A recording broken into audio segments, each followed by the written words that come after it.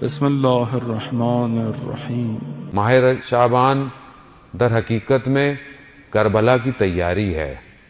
حضرت زینب کی ولادت سے خود امام حسین علیہ السلام کا آنا، حضرت عباس، امام سجاد، علی اکبر، یہ سب کیا ہیں؟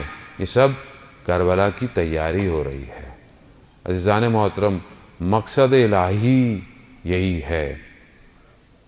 مولا کائنات حضرت علی ابن ابی طالب علیہ السلام، اللہم صلی علی محمد وعلی امام نے خود عباس کو خدا سے مانگا ہے کہ ایسا بیٹا عطا ہو کہ جو شجاعت میں، وفا میں، اطاعت میں اپنی کمال پر ہو۔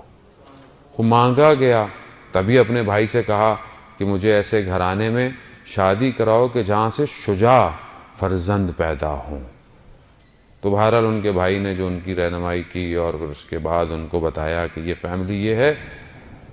گویا حضرت عباس کو حضرت علی نے خود تیار کیا جنگ کے لیے، اور جو جنگیں اس سے پہلے بھی ہوتی رہیں، مولا کائنات امام حسن، امام حسین علیہ السلام کو نہیں بھیجتے تھے جنگوں میں، کہ فرماتے تھے کہ تم دونوں رسول کے فرزند ہو، میں اپنے فرزند کو جنگ میں بھیجوں گا۔ اور یہی وجہ ہے کہ حضرت عباس جب ایک جنگ میں نقاب ڈال کر لڑتے رہے تو لوگوں نے دیکھا یہ تو بالکل علی کی طرح وار کرتا ہے، یہ علی کی طرح لڑتا ہے۔ ظاہر ہے جس کی تیاری خود مولا نے کی ہو تو وہ کیسا عباس ہوگا۔ مگر اسی عباس نے اپنی زندگی میں اطاعت اور پیروی سیکھی۔ کوئی مورخ، تاریخ دان مقاتل میں یہ نہیں لکھ پایا کہ پورے سفر میں کہیں عباس نے اپنے امام کو کوئی مشورہ دیا ہو، کہیں کچھ یہ کہا ہو کہ مولا ایسا نہیں، ایسا یہاں خیمے نہیں، یہاں لگا لیتے ہیں، نہیں ہے۔ میں نے نہیں دیکھا، البتہ میں چھوٹا سا ادنا سا طالب علم ہوں، میری نظر سے کہیں نہیں گزرا کہ کہیں عباس علیہ السلام نے اپنے امام کو کوئی مشورہ دیا ہو۔ اور بھی بھائی تھے، اور بھی امام حسین علیہ السلام کے اور بھی بھائی تھے جنہوں نے کہا کہ آپ جا تو رہے ہیں مگر خواتین کو کیوں لے کے جا رہے ہیں؟ جنت میں وہ بھی جائیں گے مگر جنت میں عباس بھی جائے گا۔ اور میرا چوتھا امام کہتا ہے اللہم صلی علی محمد وعلی۔ چوتھے امام ارشاد فرماتے ہیں کہ خدا کے نزدیک قیامت والے دن حضرت عباس کا جو مرتبہ ہے اس کو جب تمام شہداء دیکھیں گے تو غبطہ کھائیں گے۔ یہ انسان کامل کہہ رہا ہے عزیزان محترم، یہ کسی تاریخ کا، مورخ کا، کسی خطیب کا جملہ نہیں ہے۔ چوتھا امام انسان کامل ہے، معصوم ہے۔ وہ جب اپنے چچا کی تعریف کر رہا ہے تو آپ سمجھ لیں کہ وہ کیا کہنا چاہ رہے ہیں۔ اور جگہوں پر بھی میرے چوتھے امام نے جب اپنے چچا کہا کہ میرے چچا نے اپنی جان کو قربان کیا میرے بابا کے اوپر، اپنے وقت کے امام، اور وفا کر کر دکھائی، وفا کو جلا بخشی، یہ جو الفاظ ہیں ان کو اپنے کمال پر پہنچایا۔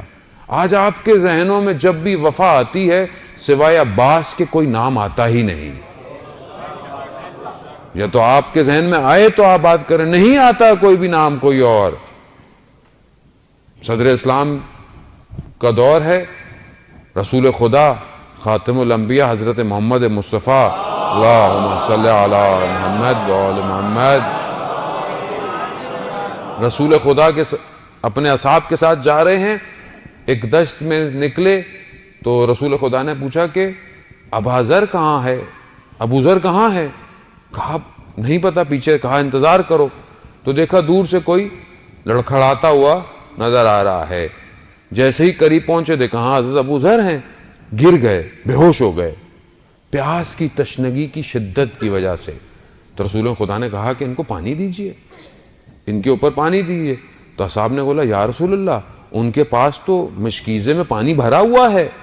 جب پانی ڈالا گیا، حضرت ابو ذر جب ہوش میں آئے تو رسول خدا نے فرمایا ابو ذر پانی تمہارے پاس تھا، تم نے کیوں پانی کو نہیں پیا؟ کیوں اپنے آپ کو اس حالت میں کہا؟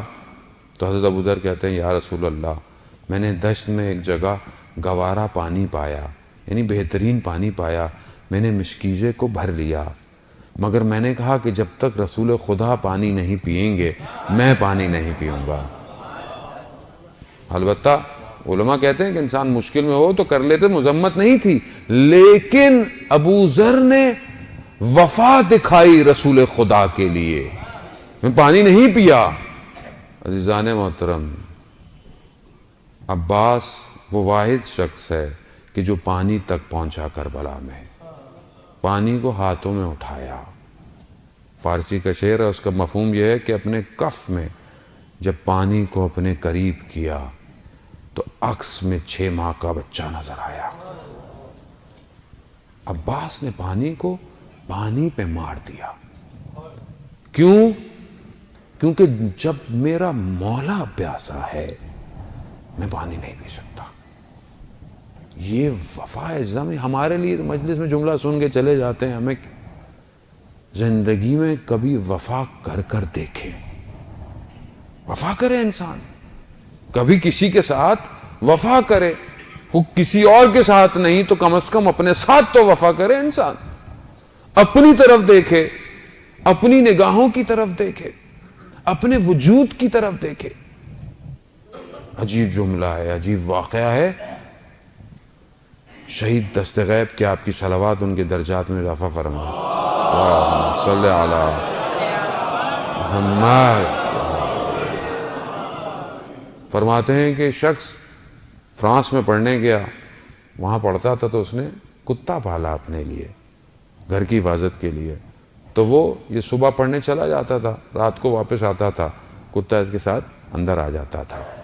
کہتا ہے ایک دن میں واپس آ رہا تھا، شدید سردی تھی، تو میں نے اپنے چہرے کو شال سے لپیٹا ہوا، اپنے آپ کو بالکل کور کیا ہوا۔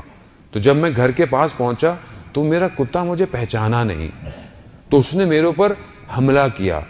حملہ کرنے سے کیا ہوا کہ میری شال میرا جو تھا وہ ہٹ گیا۔ تو جب اس نے دیکھا کہ میں ہوں، میری آواز سنی تو ایک دم رک گیا۔ اب میں نے جب اندر جانے لگا تو میں نے کہا اندر آؤ، تو وہ اندر نہیں آیا۔ تو میں سمجھ گیا کہ کتا شرمندہ ہے اپنے عمل سے۔ کہتا ہے صبح جب میں باہر نکلا تو سردی کی شدت سے کتا مر چکا تھا۔ کتے نے حیا کی اپنے مالک کے اوپر حملہ کرنے کے بعد۔ عزیزان محترم، ہم خدا کے کتنے فرمانوں کو پیچھے گزارتے چلے جاتے ہیں۔ خدا کتنا ہمیں کہتا ہے کہ یہ مت کرو، ہم وہ کیے چلے جاتے ہیں۔ کتنی حیا اور وفا ہے ہمارے اندر۔ آج ہم غازی عباس کے لیے وفا کا درس لے رہے ہیں۔ وفا، میں کتنی وفا کر رہا ہوں، میں کتنی اپنی ان آنکھوں سے وفا کرتا ہوں کہ پروردگار تو نے نعمت دی ہے، ان کو کفران نعمت نہ کروں۔ کتنی وفا ہے میری آنکھوں سے، کتنی وفا ہے میری سوچوں سے، کتنی وفا ہے کہ میں خدا کو سجدے کر رہا ہوں پھر جا کر کسی اور سے دل لگا رہا ہوں۔ عزیزان محترم، حضرت عباس نے وفا پر کمال اور اوج دکھایا اور جتنا کچھ کر سکتے تھے کیا، مگر اپنے امام کی اطاعت کی۔